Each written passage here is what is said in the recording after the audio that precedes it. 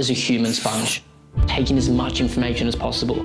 Because an individual that doesn't take information in isn't acting from a lens of curiosity. You become rigid, it's old, becomes stuck. When I heard these concepts, I didn't understand them. I'd explore and explore. And one of the most amazing things with AI nowadays, right? That if you are curious listening to this podcast or these questions, ask it, learn. And that's the most amazing thing. Like define your purpose, define your passion, define what makes you you. Not a lot of people know that, but it's to sit down and be intentional. If you can sit down and scroll on your phone for 2-3 hours, there are people in social media that are bagging and pushing people down, doing what they've always done. So I guess my mission is to help people understand what's happening here, to then be aware and to consciously and intentionally choose and show up differently.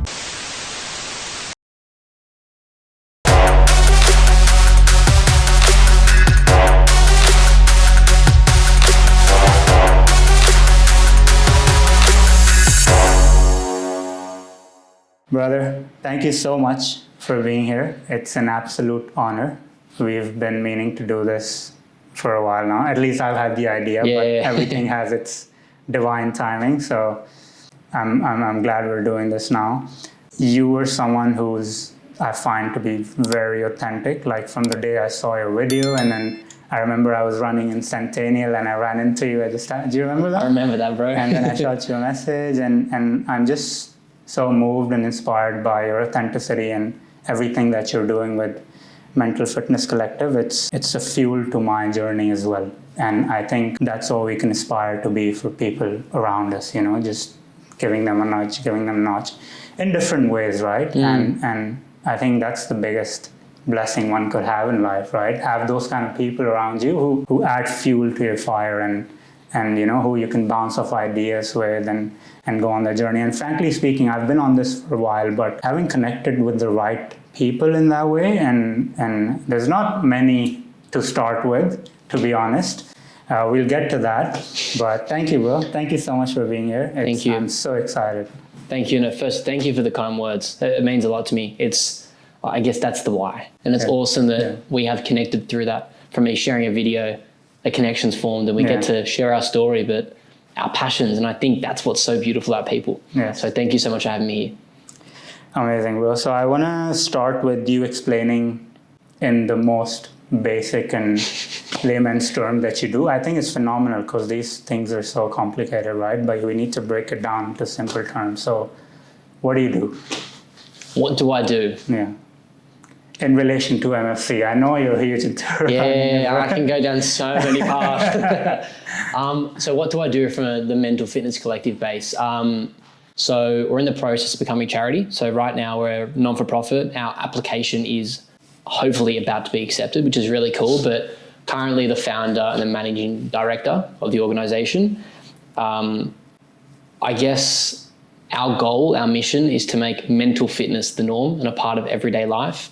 And a great example for people that don't understand what mental fitness is, we've got physical health, physical fitness, we have mental health, and there's a gap. And that gap is mental fitness. It's the proactive training of the mind. And to me, it just makes so much sense. The first time I ever heard it was through Simon Sinek. Have you heard of him? Yes. It's incredible how his articulation, how he explains concepts. And it struck me when I heard it. I'm like, that's it. That is it. And I guess to come back to your question, like, what do I do? We run events on a weekly basis, and it's just through slowly introducing mental fitness through mental reps. So just like we got physical reps for our body, we train that. It's the same for the brain. Just little small intentional actions aligned with the person that you want to be. So that's pretty much it. And it's just running, facilitating those events. It's, I guess, running an organization. It's setting up advisory boards with professionals. So again, I'm not an expert in this space. I have so much passion, and people are probably going to hear that. They're going to hear that today. But I love what I do. I love that I'm able to help people doing what I love. And I think I'm so grateful to be in this position, man. Amazing. It's incredible. That's so beautiful, bro. I love the way you put it as well. It's proactive training of the brain and the mind. And I think mental health is a reactive approach, and mental fitness is a preventative or a proactive approach where you're becoming resilient to face the problem before it occurs.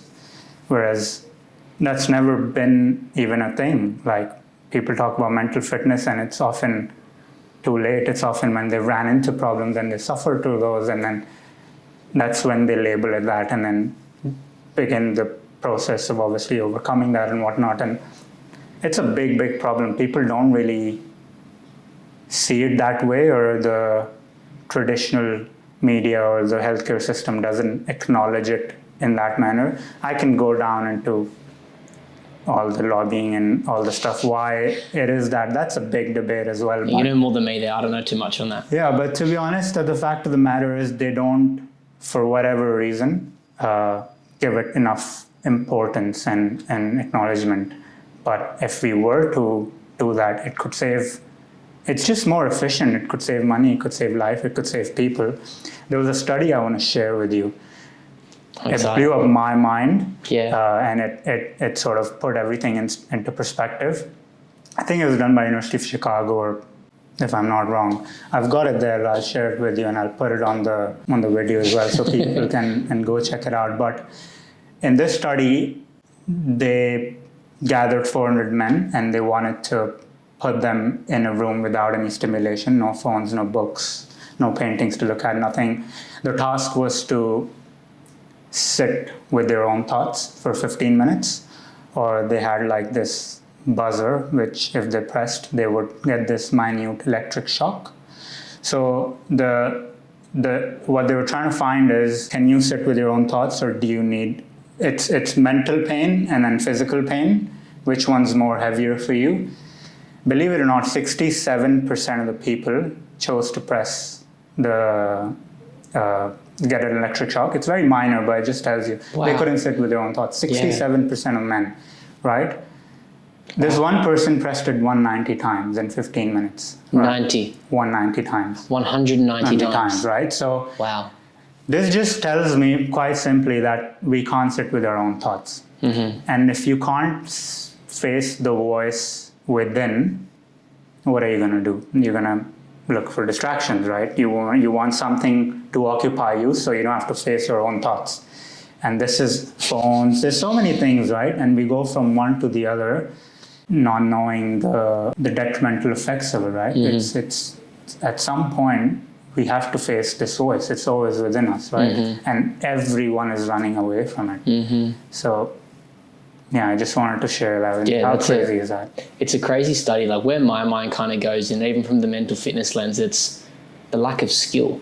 Mm-hmm. It's like, as humans, we have an array of skills that we have, and the ability to, like metacognition, for example, just to observe and to sit with our thoughts, but peace of mind. And again, you changed my life with the event that you ran at the Mental Fitness Collective. What has always struck with me, I've always been able to, I guess, be mindful and observe my thoughts. And I'd observe a thought and go, oh, I'm aware that this is a thought coming up. I pause, but I'm still in my thought, right? Yeah. Another thought then arises. I'm like, wow. It's a thought worm. Exactly. Yeah. From thought worm to thought worm to thought worm. Whereas you taught me to come back to the present. Yeah. And when I did that, I was like, intentionally. There's times where I might focus on my breath or my body. Of course, yeah. But the intentionality behind it changed it. And that was in one session, 1 minute of a conversation that we had. Imagine if more people could hear that. It changed my life. 100%. It changed my life. And it's not the idea that I was there and I'm now here. I was floating, but that understanding, it's a tool that I can always use, I can always go to. It was like a eureka moment. 100%. Yeah. And I guess our definition of mental fitness, it's your capacity to think, to feel, and to act in alignment with your values of the person you want to be. That skill that I've learned has increased my capacity. Yeah. So when I am dysregulated, when I am struggling, or when thoughts are getting noisy, as people say, I have a skill that I can come back to that present moment. So I wanted to thank you for that, but that study reinforces that so much, man. Yeah, 100%. It really does. And I really appreciate it. I think it sort of, that's my why as well, like share as much as I can and help as many people as I can. So it goes hand in hand. But what I want to point out here is, it's very simple on the physiological level. Mm-hmm. You have your autonomic nervous system, and then you have two branches of it. Have you heard of the triune brain model? No. I'm not even going to pretend like I do. No. Okay, so it's very simple. Do you believe in evolution? I believe in evolution. Yes. In what sense? Of like humans? Yep. Yeah, some religions don't, but I do. Yeah, fair enough. Okay, so The triune model says our brain has gone through 3 levels of evolution. At the very core part, these neural pathways still exist in our brain, and then obviously that's connected to our spine and autonomic nervous system. The most core is the reptilian brain. There's still some parts of our brain that are same as reptiles, right? And part of this brain is survival is the objective, baseline. Everything we do is for survival, right? So for this part of the brain, it needs food and shelter to survive. It's the most basic, right?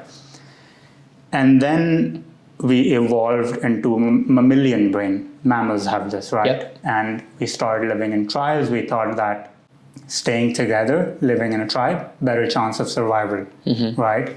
You stay together, you feed each other, hunt for each other, stay in a tribe. And then comes the neocortex, the human brain. This part of the brain is our prefrontal cortex. This is responsible for our default mode network, which is the mind wandering, so-called mind wandering. This part of the brain can think in the future, think in the past, be aware of the emotions, justify the emotions in whatever way. It's your cognition, basically, your ability to imagine.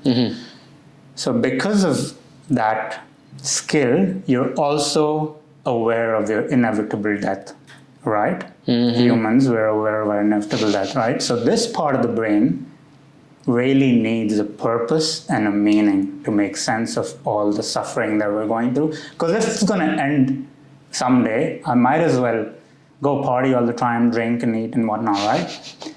But because we are aware of our own death, it needs to give meaning and purpose to our suffering. So humans, if you are at that stage operating from the neocortex, the human part of the brain, you need purpose and meaning. Now, the problem is that our bodies haven't evolved as quickly as our surroundings and environment have.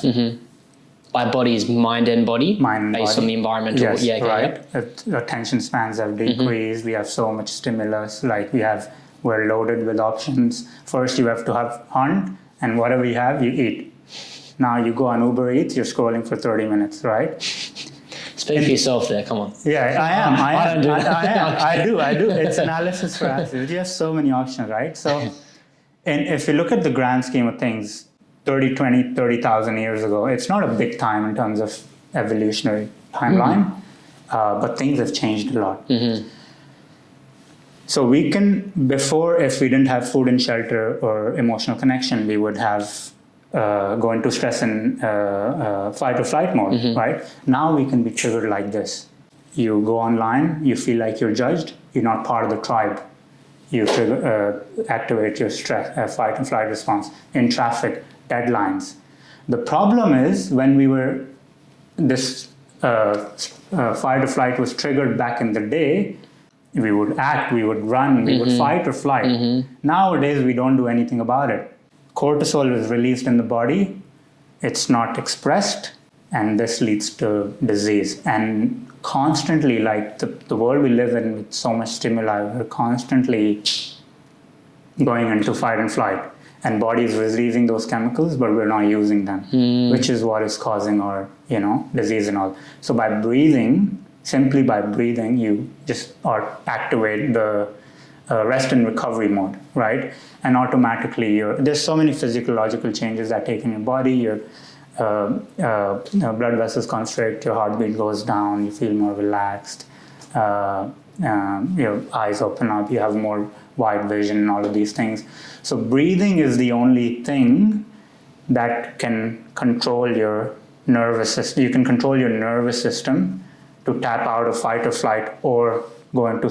It's just about catering to the environment. Say I'm going for an interview, I need to be alert. I can breathe in a certain way that would activate the fight or flight response, and I'm more alert, there's more blood flowing, vessels are dilated, eyes open up, all of these things happen. So that's why breathing is so powerful. It's powerful, man. Yeah. And it comes down to just when you be aware of that, you activate that system. And it's so important in today's day and age because we're constantly, everybody's so triggered, including myself. I'm not trying to, but it's just, we're a product of our environments, right? Yeah. So we're constantly like triggered. So I think with breathing, it's autonomic and it's not, you can control it, but when you don't control it, it's still going on. Like you don't we can control our heartbeat, we can control our nervous system, and that's why it's so powerful. Sorry, I went on a rant. Oh, I love it, but Yeah. it's important. Yeah. And I can see your passion. Like, take the floor, but the more that people can hear it, to understand it, it's a curiosity lens. You could say one thing. People may have taken two things from that out of 10 amazing facts, right? Yeah. Or things that you've said. That's enough for someone to go, I didn't know that. And what stuck out to me then was how you said the breath is able to connect in a way from what I mean, is from the mental pain that we might be in. From the breath, we're able to then calm down our whole body from our nervous system. Yeah. From the breath. From the breath. We're born with the breath and we die with the breath. We die with the breath, exactly. It's our breath. It all comes back down to that. And again, going back to it, that's a skill. Yeah. You can train that. You can Exactly. develop that. And that, to me, based off all the benefits and all the things that are harming us now, it's the breath. It's coming back to that present. Yeah. Oh, I love it, dude. 100%. And it's just like any other, there's a concept in neuroscience called long-term potentiation. Your brain is shaped by how you use it, right? And you can find that London taxi drivers have extra tissue mass in hippocampus because their memory is faster, and dancers have more tissue mass in brain regions where they're more aware of where their body lies in space, right? So Wow. your brain is shaped by how you use it, right? So How cool is that? yeah, right. That is It's so so cool. adaptable. It's so adaptable. How Yeah. you use it, that's how it's going to be. It's Yeah. like whatever path you walk on in a forest, that paves the path, right? And by constantly practicing, because you would need to do it, we're not born with it, and it's not habitual. You got to do it to the point where it becomes habitual. You coming back to the breath becomes habitual.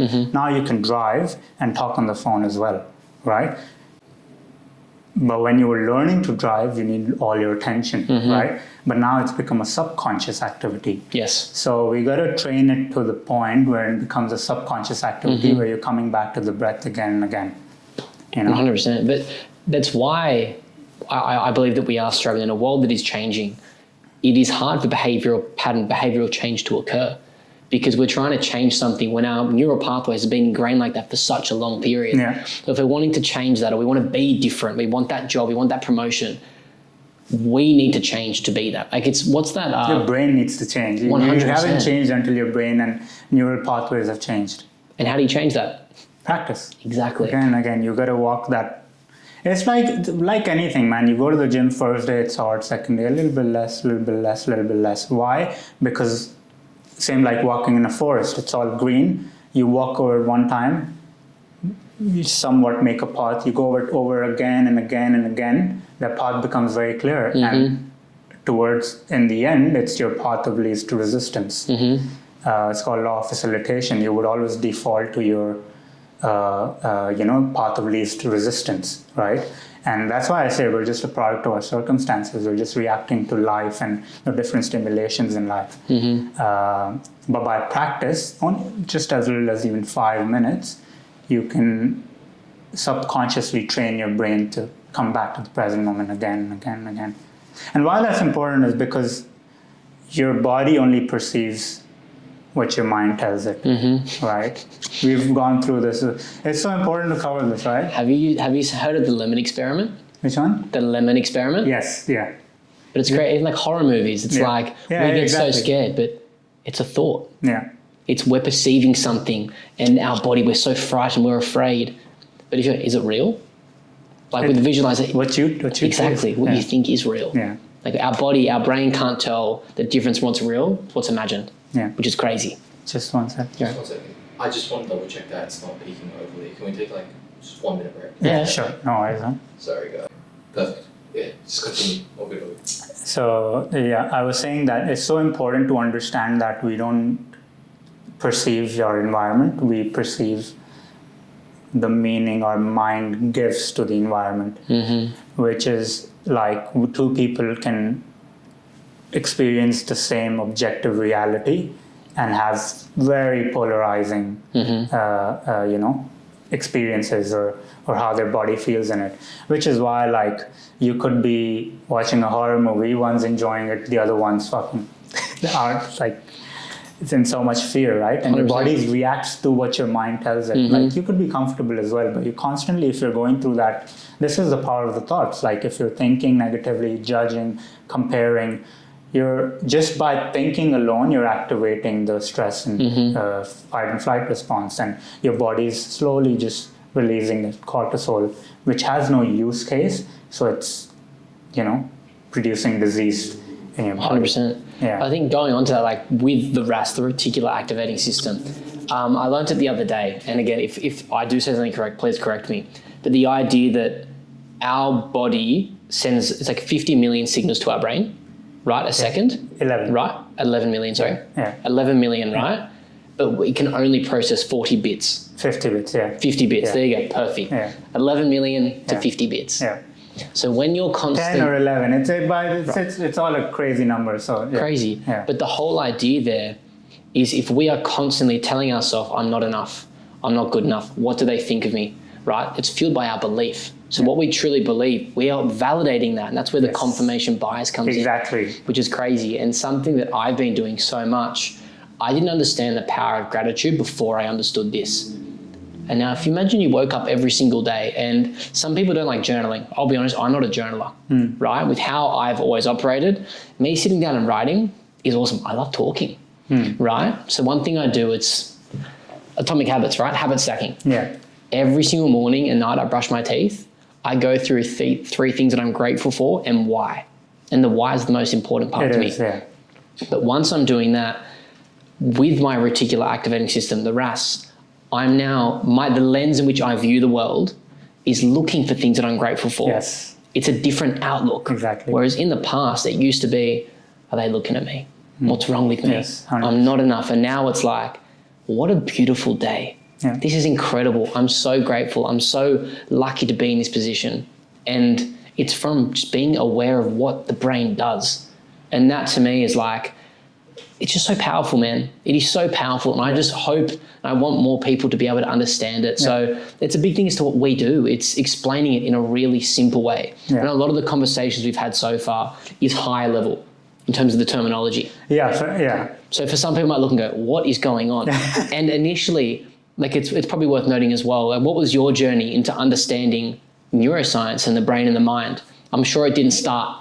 It started slowly. Like, what was your interest? What got you into it? I think for me, I was born into, I was privileged and well-to-do, and by my surrounding, I was always told that, money buys happiness, and once you become rich and wealthy and successful, that will make you happy. But I was already in that state. I was around those people, but I was never happy. And after uni, I just kept thinking. I remember thinking from a very young age, what's my purpose? Like I've always questioned, and still to this day, you keep refining it every day.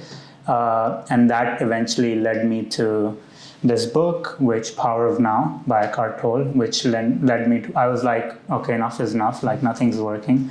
And before I moved to Australia 3 years ago, I flew to Nepal to live in a monastery for a week with monks, and just waking up at the same time, doing the same things, washing the dishes, your clothes,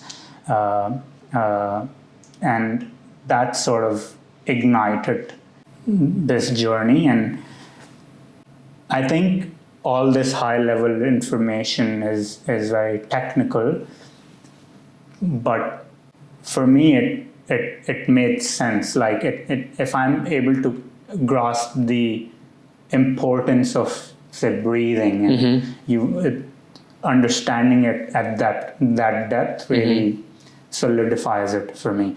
And my journey wasn't so much academic, or I was more coming from the experiential side, like practical. Yeah. Like obviously I was meditating way before I even learned about these things, right? But learning about them academically, then I was able to connect the dots. Oh damn! Like it makes sense. Yeah. And that's why I'm a bit of a extremist from society's view of obsessed is the right word, I guess. But yeah, I think it's like what I told you, coming back to the breath, that took me 3 years to get there, right? But it's just that by learning those complicated things and digesting them and really understanding them on like you embody it and then explain it. It just helps to, communicate it then in an easier way. That's the goal, just to break it down and put it simply. It takes time, but the thing is, like, a lot with social media in life, it's you only see the end product. Yeah. So if someone's listening to this conversation, they're going, this guy knows so much. But as you said, you started from the experience side, from meditation, and then you learned, and then you put it together. This makes so much sense. Why aren't other people doing this? And now it's your purpose. Yeah. You want to inspire 100%. and you want to help people. And that, like, for me, like, when I made the Mental Fitness Collective, the mission wasn't what the mission is today. Yeah. It evolves based off what I'm learning. And do you know who Adam Grant is? Yeah. I love him, man.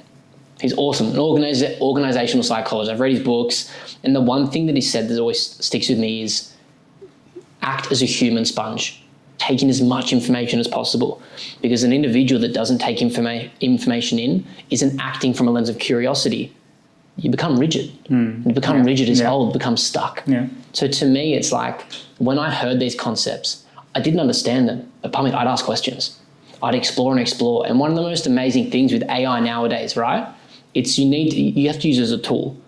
But if you are curious listening to this podcast or these questions, ask it. 100%. Learn. And that's the most amazing thing. Yeah. And I just think it's so cool to understand where your journey's come from. And mine, I didn't know what meditation was. I was brought up in the lens when you speak to people, it's like, I don't meditate. It's like meditating, closing your eyes and it's not it's that. got so much misconception around it. So. Exactly. And just like mental health has its own views, there's, I guess, the social norms and what we're meant to be as humans is really impacting us. Yeah, 100%. Because it's a social construct. It's just an idea. Yeah. So if we come back to its purest and most basic form, as a human, what can you do to help yourself? So if you were to write down that to find your purpose. Are you asking me? Well, we can get to that.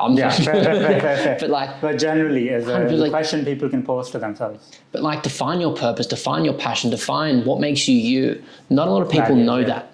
Yeah. But it's to sit down, be intentional. Yeah. If you can sit down and scroll on your phone for 2-3 hours. You can definitely. But one thing, it's not your fault. It's not your fault. It's the most important. And you always hear it. It's like, if you do this, there are people in social media that are bagging and pushing people down for just doing what they've always done. Yeah. They don't know better. So I guess my mission is to help people understand what's happening here, to then be aware and to consciously and intentionally choose and show up differently through mental reps. Yeah. Like, it to me makes so much sense. So that's what it is. Yeah. We've been speaking at a high level, but the simplified coming back down to it, like, that's why I made the Mental Fitness Collective. Yeah. Well, incorrect. That's where the Mental Fitness Collective is now going. Yeah. But to me, I just think it's so important that when we do speak, like, not in this podcast now, but to other people, do you find when you speak at this level, some people leave confused? Yes, but also I'm just flowing at my own pace and my own way. Like my purpose isn't to, core purpose isn't to teach people those things through those podcasts. To be very honest, why I started this was to have a conversation, just an authentic conversation. And obviously, given my journey, I believe in prioritizing yourself, and like, if you fill yourself to the brim, that's what you give to other people. You're always exchanging energy with other people. So are you giving them misery, suffering, or happiness? It's just about as simple as you walking on the street. When you look at someone, do you smile at them, or what do you do? And that energy is contagious in so many ways, right? So everything else, personally for me, is secondary, right? It's primary thing is filling my own cup, because when I fill my own cup, that's the energy I see giving to other people. But I get your point. It's so important to, from the charity point of view and lens, and from Wise's lens as well, to break it down into small, chunks and practices. But I think it's also, it's not as, these are big things, but if given the right attention 100%. and intention, it's not as complicated like the triune brain, your autonomic nervous system. It's about learning about your body. I don't think it's that complicated. Like these, I don't come from a science background. It's not complicated, but it's not sexy. It's not attractive. Yeah, that's why people don't want to do it. But that's the thing. Like these are the things. These concepts are what I really think will solidify and add a frame. If I just give them, just do breathing and stuff, and they'd go and continue on their journey. But if they know how it's affecting them in their body, in their nervous system in different ways, and they can be aware of them in real time in different circumstances, they can go back. That's why academic side of it is important as well. It's when you put the information with the experience, the science with the spirituality, and put it together.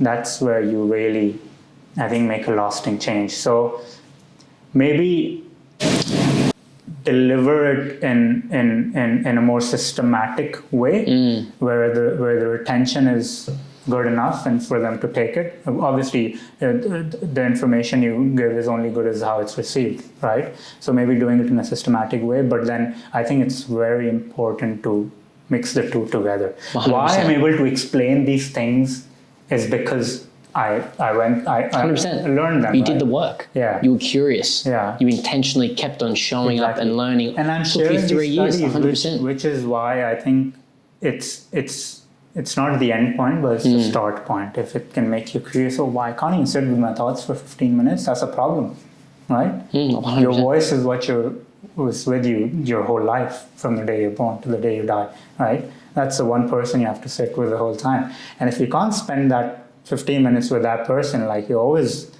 like a mouse chasing like that hamster on a wheel, so. I'm with you. I don't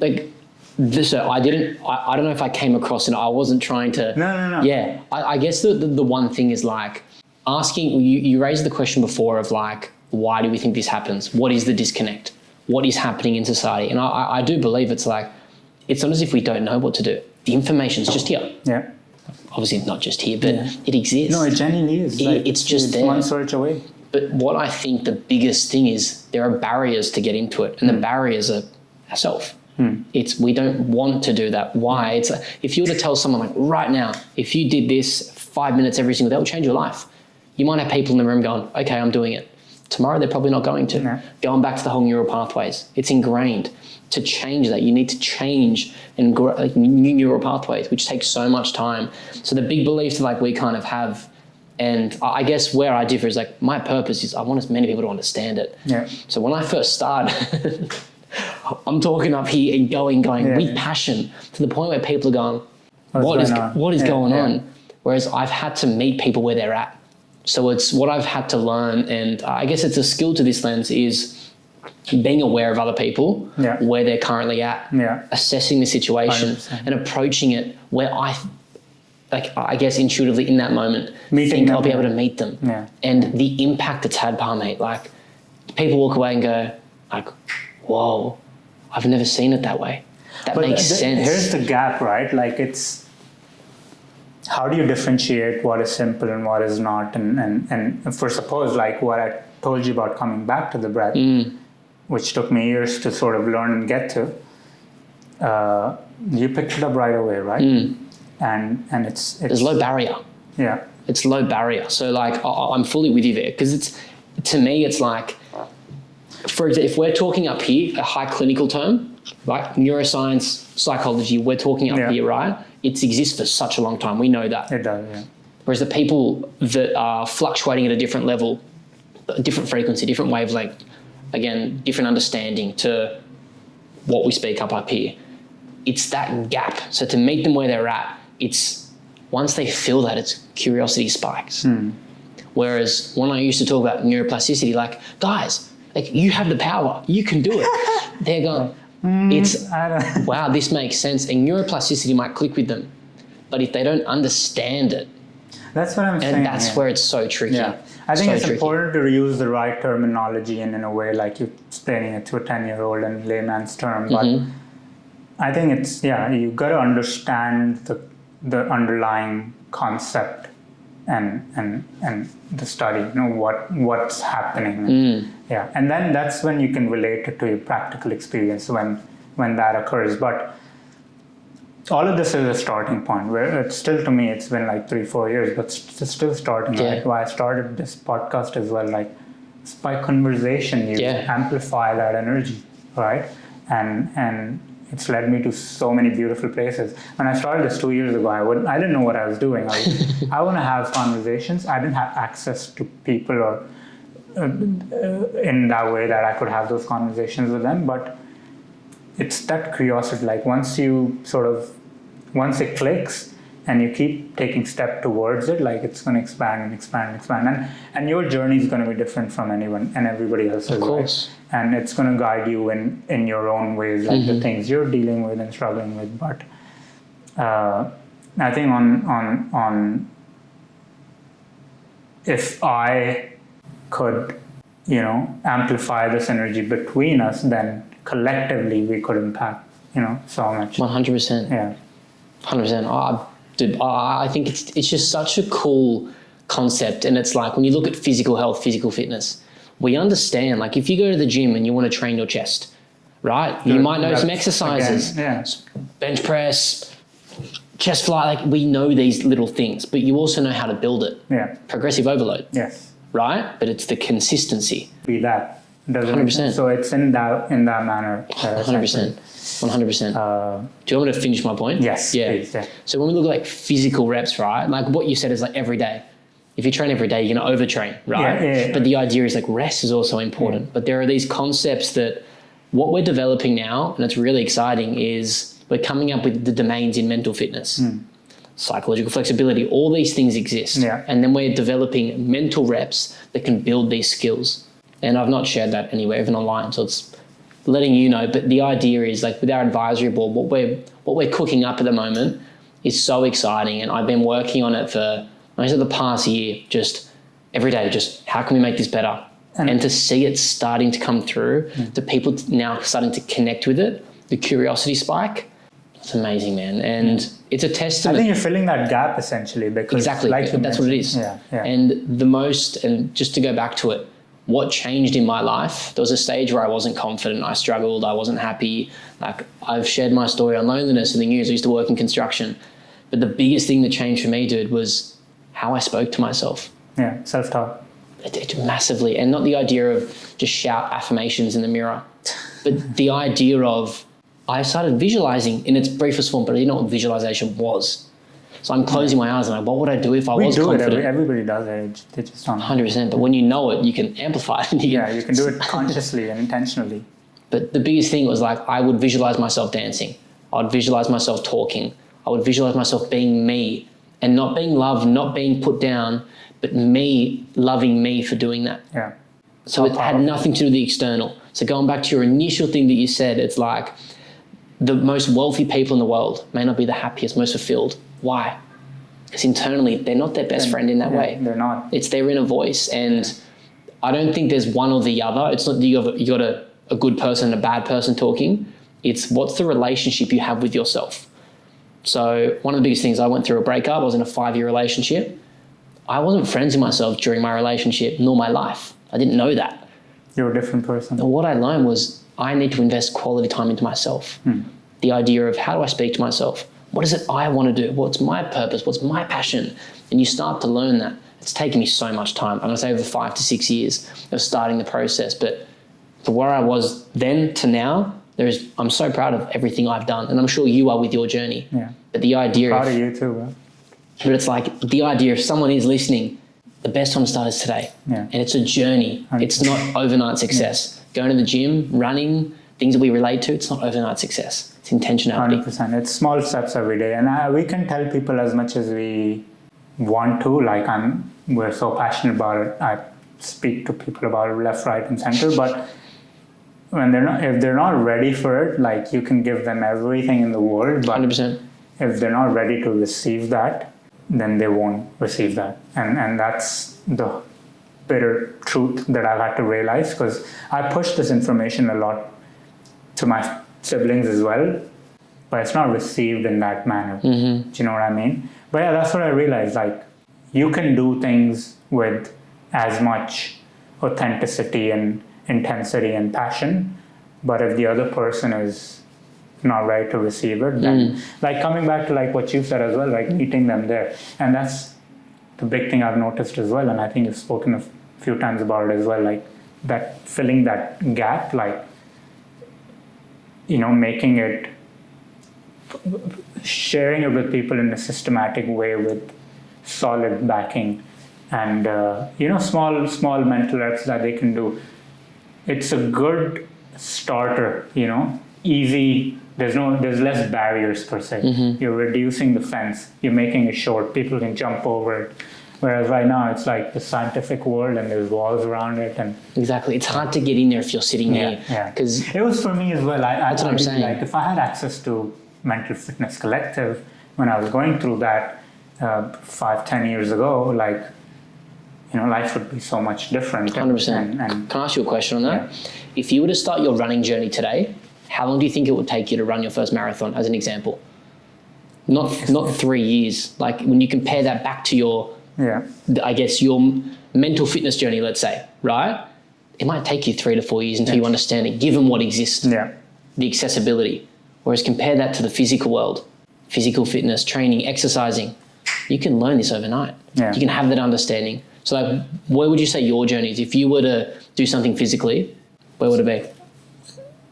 I don't quite. For the example, like it took you 3 years for example, for you to understand the educational side and your experience.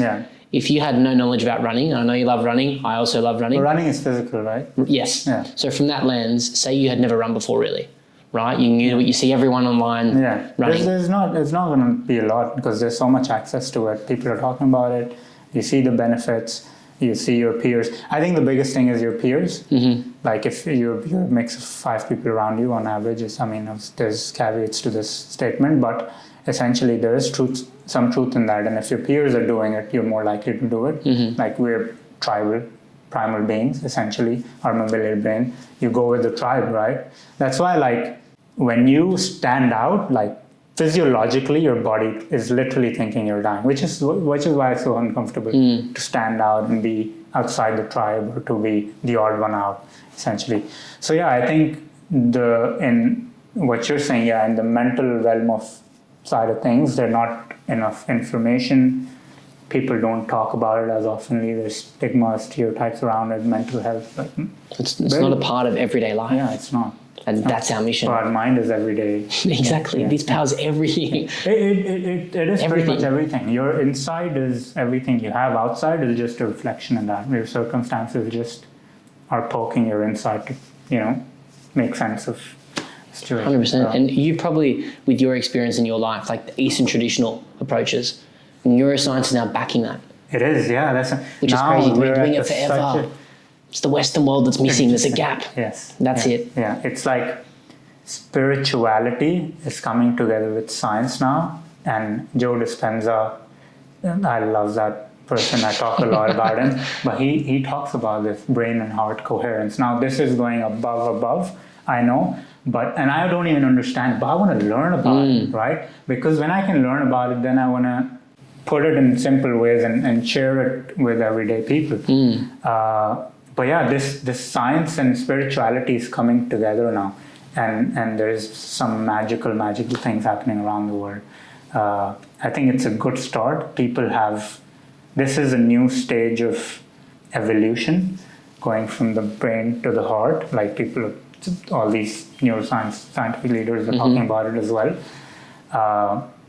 But I think because as a whole collective world, we're going through this problem at such a massive scale, our attention span in the last 20 years has come down 2/3, right? We can't even focus on one thing. All these problems are there. So evolutionary speaking, collectively, we're looking for solutions. And more people are getting into it. At least I feel so. I know I'm more exposed to it, but I really feel change is coming, But it needs more people, more conversations like this to be just everyday life. And that's part of the mission, Parmeet. It's like, for that change to happen, it's not more talk up here. It's talk everywhere. And how do we do that? It's making it attractive, making it to the point where if you're working on your mental fitness, if you're doing it and I'm doing it, it's language that makes sense. It's accessible. You go to the coffee shop, you meet her, hey mate, how you going? You running today? Cool. What are you doing for your mental fitness? It's Went to something the we gym, can all mental hear. gym. Yeah, these things really need to be. It will be. I'm Yeah, telling you yeah. now, and you can quote me on this, it will be my lifetime. I'm telling you. It makes sense. 100%. It's going to happen. I love this There's stuff, no two man. ways about it. Exactly. It's gonna happen. No, I love that, man. That's why I love what you're doing so much. It's truly a gift, and I'm honored to witness it and go through it. There's one more study I want to share Please. with you. No, mate, Last one. I appreciate you, and I love Yeah. you, bro. Thank you. Last one. So I was so hung up on what makes me happy, what makes me happy, what is happiness, what is happiness. I have to when I was young, when teachers would ask, what do you want to be? Like, happy is what I wrote. Actually, like, Yeah, wow. that was the thing, right? So I was always stuck up on it, and until I came across this study. So this is the biggest study that was done on happiness. What they did was they had a pool of about 2,500 or so subjects, and they would send them 3 texts at different times of the day, and those would be, what are you doing at the moment? How are you feeling? Are you thinking about what you're doing in the moment, right? And what they discovered was that the biggest cause of unhappiness was not being in the present moment, even if that present was unpleasant. So mind wandering was the biggest cause of unhappiness, because essentially you're not appreciating what you have. So, so that's why presence and breath it's fundamental, right? It's fundamental, so important.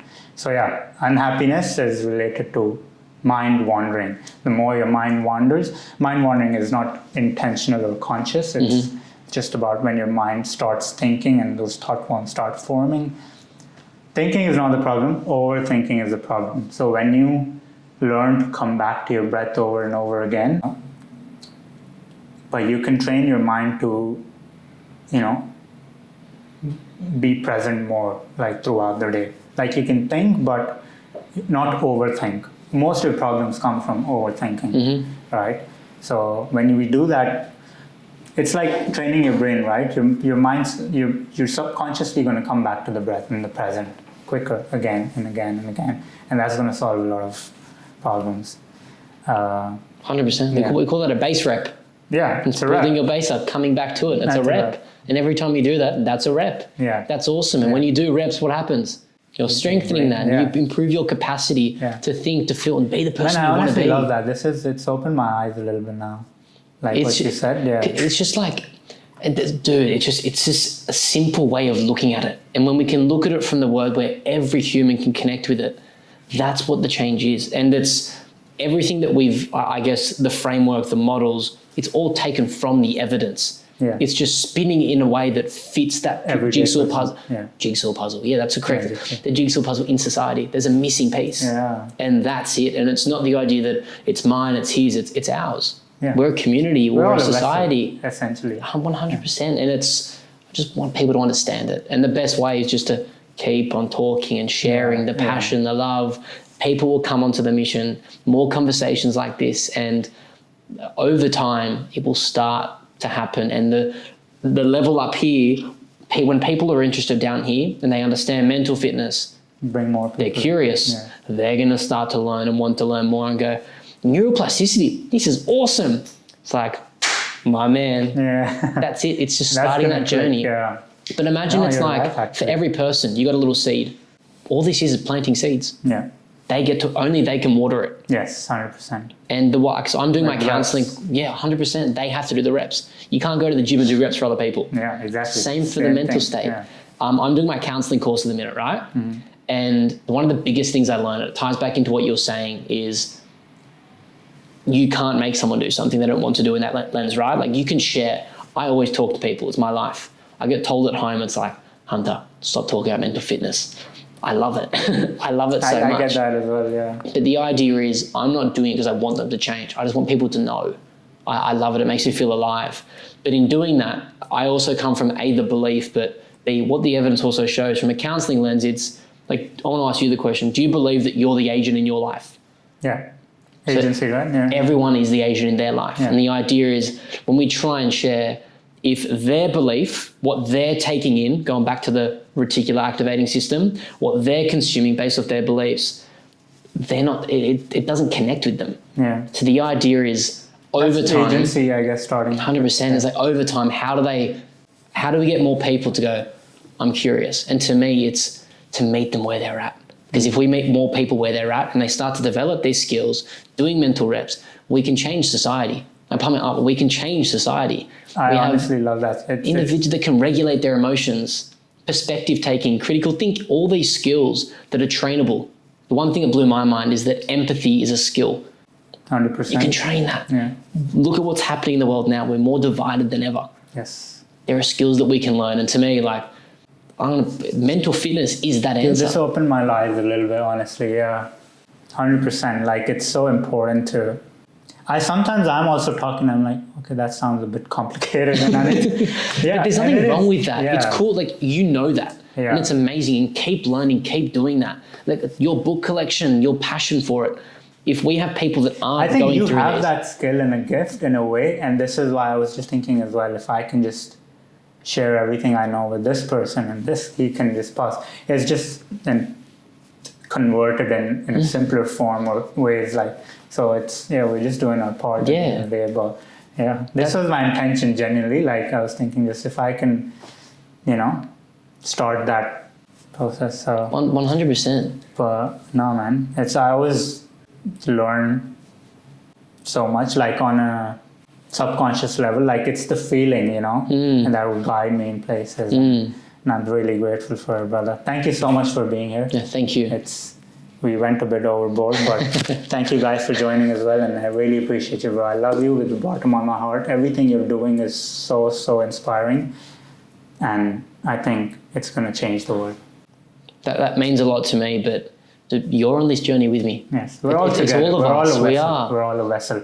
And I think for people watching as well, just, you don't have to do something big. Like, just 2 minutes. Start somewhere. Yeah. Right? Be curious and start anywhere. And I think it will change your surroundings and your life, right? So I think that's a good end to this. 100%. Yeah. I want to say one more thing, because Yeah. if people have watched this whole thing, they're going to stay for this. Can you explain the breath? Okay. That activity. We don't have to do the breathing Yeah. per se, but just explain that. It changed my life. And I think if I can send this podcast to some of my friends and my people and they can hear it, that's what it's about. So your breath is something that is always with you. From the day you're born, you breathe in and then you cry or whatever. And then before you die, you breathe out and you die, right? And as soon as you become aware of the breath is always in the present moment. You can't breathe for yesterday. You can't breathe for tomorrow. Anytime you become aware, I'm breathing, you're already present, right? Thoughts are absence of presence. Anytime you're in thoughts, you're not aware of your breathing, you're not present, you're in this mind-created reality. And we all go into that and tap out of it. It's called mind wandering or autopilot or just daydreaming. And so there's past, present, and future. Past and future is mind and thoughts, and presence is absence of that or absence of identification with that. So anytime you become aware of your breath, you're already in the present moment. So by practicing to do that over and over again, you could literally set up on your phone as well every 6 hours, coming back to your breath, coming back to your breath. Every time you come back to your breath, you're already in the present. You're away from past or future or your mind, thoughts of your mind. And the more you sort of do that, I'll explain how you come back to it. So essentially, you get 70,000 thoughts or 7,000 thought worms a day, which is a lot. So you're constantly mind wandering. Yeah, like 6,000 to 6,200 thought worms. Yeah, exactly.